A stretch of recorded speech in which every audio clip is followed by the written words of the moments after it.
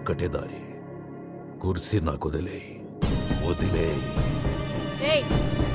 వచ్చి వీళ్ళు లోపలికి తీసుకెళ్ళు.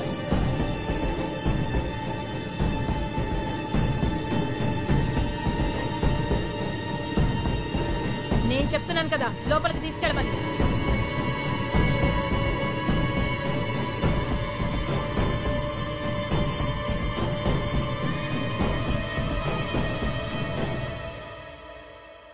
ఇప్పుడు పదవి కాదు, పేరే ముఖ్యం. చుట్టుపక్కలంతా మీ నాన్న, మీ తాత వాళ్ల పేరు మీదనే ఇన్నాళ్లు రాజకీయం జరిగింది.